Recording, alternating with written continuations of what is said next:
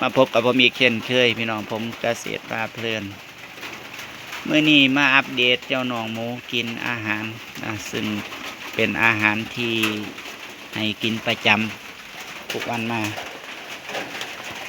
เป็นมันมักยีดพี่น้องมันมักยีดให้กินในถังเลยเดี๋ยวให้ FC ดูหน่อยที่เป็นยังไงมันมักยีดนี่เพิ่นจะกินหนิ่งสงบเลยเพิ่นนี่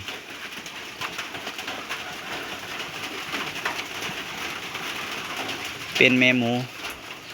ที่เพิ่งคลอดลูกได้ประมาณ5 วันพี่น้อง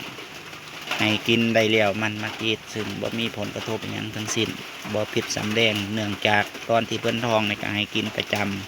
ำส่วนพี่น้องท่านใดที่เลี้ยงหมูเนาะอันนี้เป็นการแชร์ประสบการณ์เนาะถ้าว่าเฮาบ่เคยให้กิน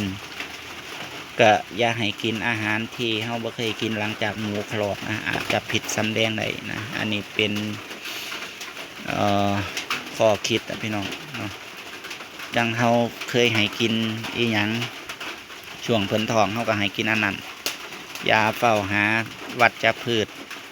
หรือว่าวัตถุดิบชนิดอื่นที่เพิ่นบ่เคยกินมาให้เพิ่นกินโดยเด็ดขาดเนาะอาจจะผิดสำแดงอาจจะเกิดผลกระทบกับแม่หมูได้นะซึ่งน้องหมูนะพี่น้องก็เพิ่งคลอดได้ประมาณ5 วัน6 วันพี่น้องเนาะถ้าผมจำไม่ผิดน่าจะ6 วันนี้ละก็นอนทาแม่ทากินนมแม่ตอนนี้กำลังกินอาหารนะพอพันธุ์คนพี่น้องกินยอดกระถินซึ่งแม่พันธุ์มี2 โตพี่น้องแม่นี่กับแม่ดำตัวหนึ่งกับคลอดลูกไล่ๆกันนะนี่เลยว่าปีหน้าพี่น้องหมูสิได้หลายอยู่ดอกก็วางไม่เสร็จไว้อยู่พี่น้อง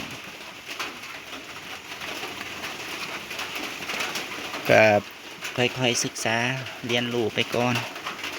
ก็บ่ทันว่าเก่งหรือบ่ทันว่าดีบ่ทันว่าจังใดดอกแต่เพียงแต่ว่าเท่าที่รู้มาประสบการณ์เลี้ยงมาระยะหนึ่งกับถือว่า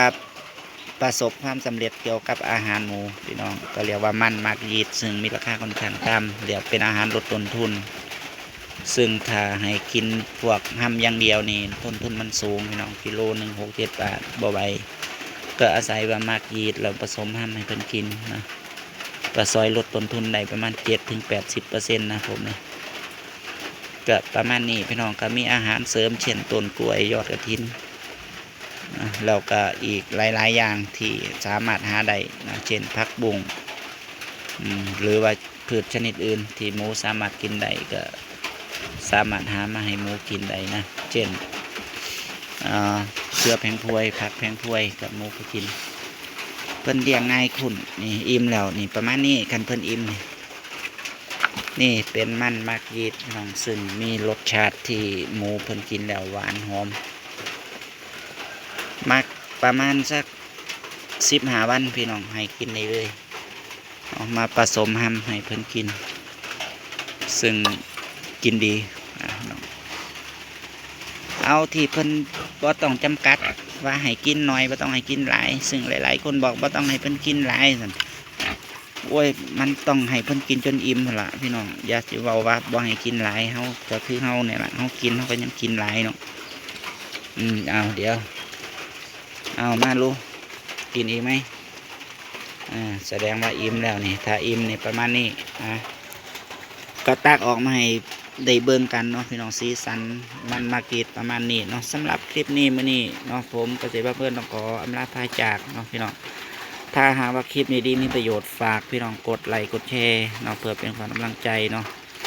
ย่ามผมลงคลิปจะได้เห็นก่อนไผหมู่นะสำหรับคลิปนี้เนาะต้องขอ